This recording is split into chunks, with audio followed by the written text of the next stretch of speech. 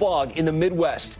What was supposed to be an easy travel day turning into a big mess for families and friends stuck in limbo. And the storm now gearing up for the trip back home. The Christmas gift threat, North Korea's power play. Will they test a long-range missile over the holiday?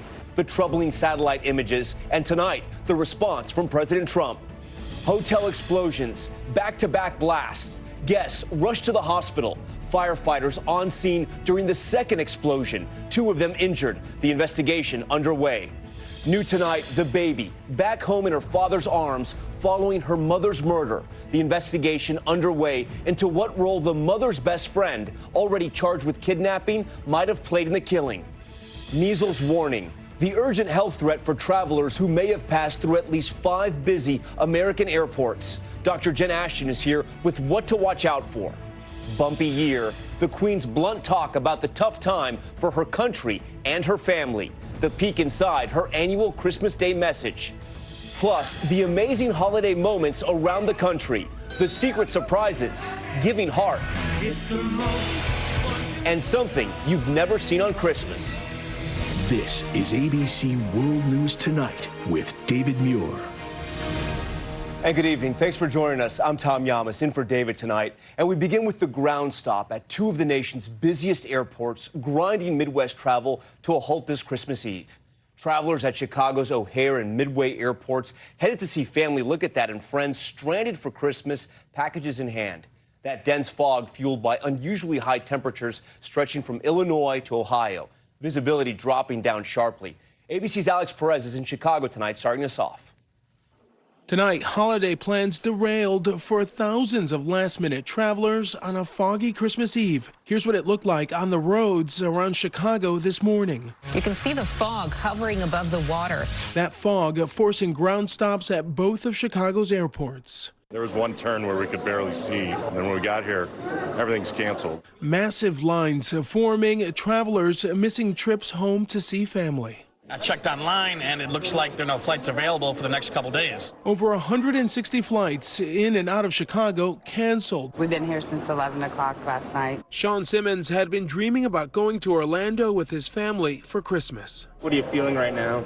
Sad. Chicago's woes come after Fort Lauderdale's airport had to close for a time Monday. Parts of Florida got more than a foot of rain. In the west, after powerful storms downed trees and snarled traffic at LAX, heavy snow moving into Arizona. Families now bracing for a new storm set to hit tomorrow night. And Alex joins us live from O'Hare Airport. Alex, a rough day there for travelers, and now it's expected to pick up again?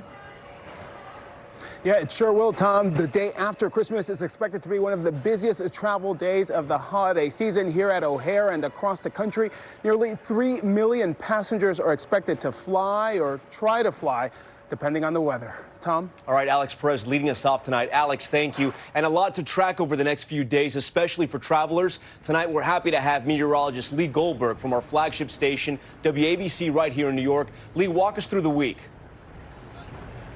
Well, Tom, winter's really been on holiday here in the Northeast. It's been beautiful. We were near 50 here in New York, but more fog issues from the upper Midwest, and that'll also go into the Ohio Valley. That'll extend into tomorrow morning. The wintry weather, that's really out in the Southwest. That's the problem. Winter storm warnings, mountains of Southern California, advisories off to the east. Now, rain and snow is fairly light right now, but this is going to ramp up in intensity when a second storm slams into the West Coast. So that's going to be big rains for all of California, and it's going to move eastward. There's going to be a lot of valley flooding and some heavy mountain snow as well. This will advance off to the east. It's going to be a huge problem for the middle of the country with heavy rain over the heartland and maybe even heavy snows over the upper Midwest. You can see 1 to 2 inches in coastal California. It's all about the warmth east, some record warmth. It'll be getting cooler here on the East Coast by New Year's Eve. Tom? All right, Lee, we thank you for that. Next, we turn to Florida, where President Trump is celebrating Christmas. These images just coming in. You see him there at church services on this Christmas Eve. Earlier, he was lashing out at Democrats after an exchange of holiday greetings with members of the military stationed around the globe. The president unleashing a new torrent of criticism against House Speaker Nancy Pelosi over his impeachment. ABC's Rachel Scott is in West Palm Beach for us tonight.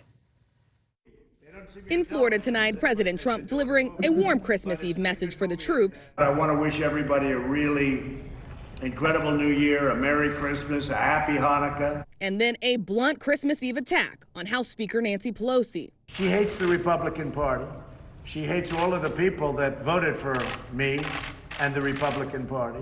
She's doing a tremendous disservice to the country.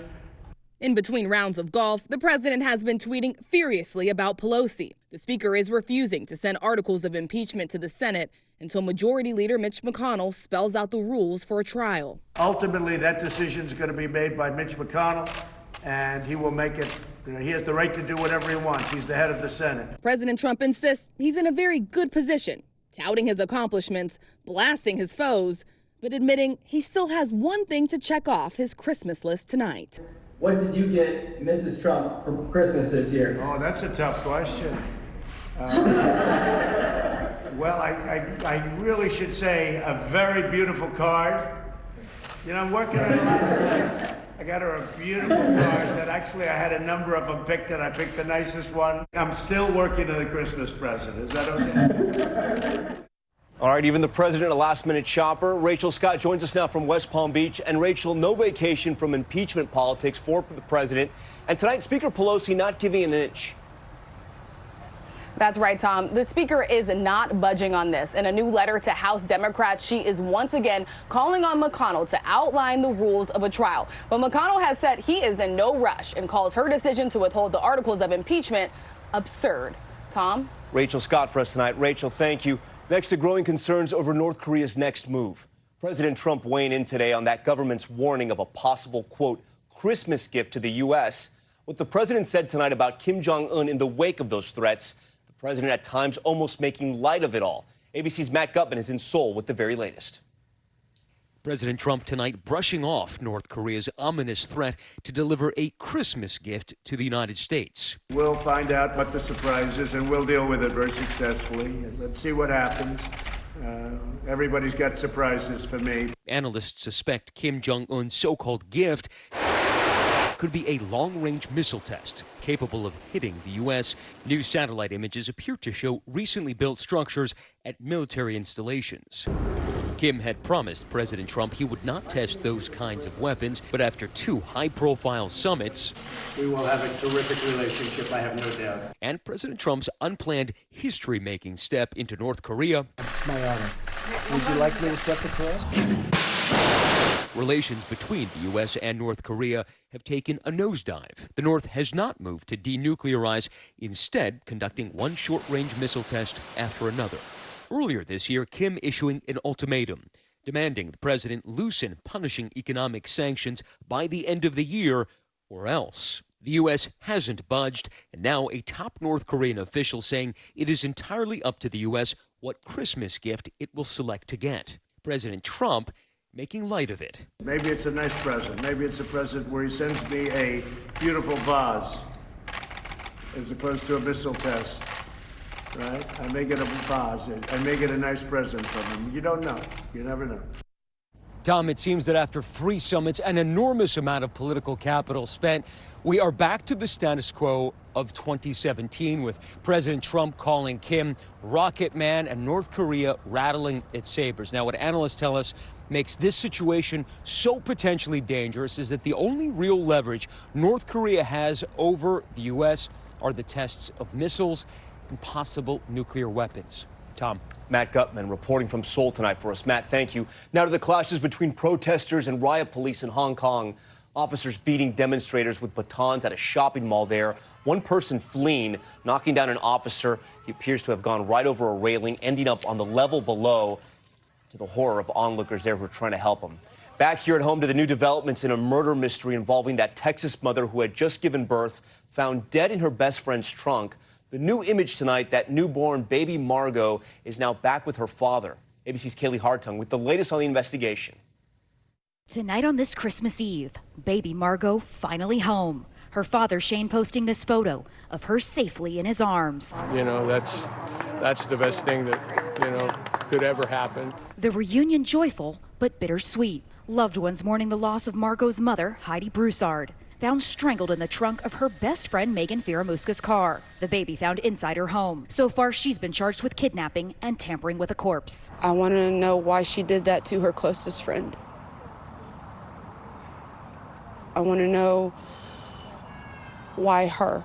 Police say they're trying to determine if Fieramusca acted alone and investigating whether she was plotting to steal her best friend's baby and pass it off as her own. Broussard's mother, Tammy, says this is all unfathomable, asking the question on everyone's mind. Who does that to her friend? Police have yet to charge anyone with Broussard's murder. This community relieved 1-month-old Margot is back with her family. I wish both of them could have came back, but it's really good that she's coming home, and I hope she looks like Heidi when she grows up. With baby Margot now safely home, Heidi Broussard's parents have returned to their home in Louisiana to plan their daughter's funeral. Tom? Kaylee Hartung for us. Kaylee, thank you. Next to Kentucky and the former governor under fire.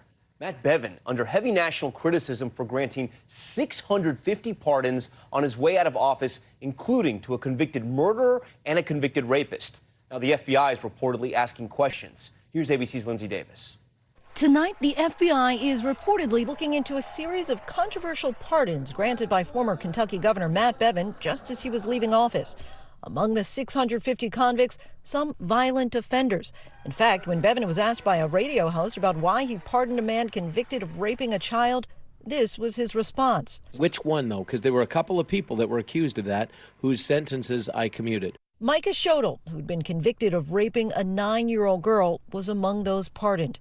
Bevin seems to question whether the child was raped at all. If you have been repeatedly sexually violated as a small child by an adult, there are going to be repercussions of that physically and medically. There was zero evidence of that. The child's mother, who did not want to be identified, says she struggled to tell her daughter. It feels like we're going through it all over again.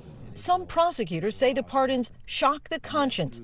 Bevin also pardoned Patrick Baker, who was convicted of shooting and killing a man in front of his wife.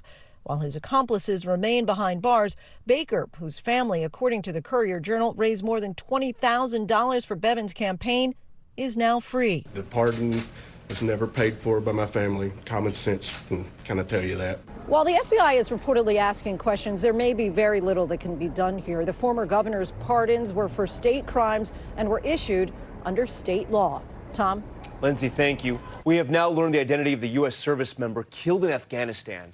The Pentagon confirming the death of Army Sergeant First Class Michael James Gobble of New Jersey. The Green Beret died from combat injuries while fighting the Taliban in northern Kunduz province. It was his third deployment to Afghanistan. Now to the unusual admission from Buckingham Palace. Queen Elizabeth using her upcoming annual Christmas address to reflect on what she's calling a bumpy year for the royal family. Details now from ABC's Lama Hassan. In her annual Christmas message, the Queen acknowledging a turbulent year for her country and perhaps her family as well. The path may at times this year have felt quite bumpy, she says, but small steps can make a world of difference. One small step today, the Queen's husband, Prince Philip, joining her for Christmas in Sandringham after 4 nights in a London hospital. But other royals breaking with tradition. The Duke and Duchess of Sussex on a break from their royal duties, spending the holidays in Canada. Duchess Meghan has acknowledged the glare of the spotlight has taken a toll. Not many people have asked if I'm okay, but it's a very real thing to be going through behind the scenes. Today, Harry and Meghan all smiles on their holiday card. Baby Archie front and center. Well, Tom, it's certainly been a bumpy year for another royal, the Queen's son, Prince Andrew. Now, he was removed from royal duties after that disastrous interview about his friendship with Jeffrey Epstein. So the question tonight, will Andrew be joining his mother for church on Christmas morning? Tom. No doubt a rough year for the royals. All right, Lama, thank you. Next to the Vatican and the annual tradition beloved by millions, Pope Francis leading Christmas Eve midnight mass at St. Peter's Basilica. His 2019 Christmas message urges church officials to embrace change. The faithful crowding that square tonight as they do every year. And there's still much more ahead on World News Tonight. The hotel rocked by back-to-back explosions. New images showing the extensive damage. Firefighters inside during one of the blasts. Guests rushed to the hospital. Also tonight, the measles scare at 5 U.S. airports as millions travel for the holidays, what you need to know, and the symptoms to look out for. And the shopping stampede inside of a mall, people trampled and a holiday display destroyed, even a mall Santa going down. What caused the frightening scene? Stay with us.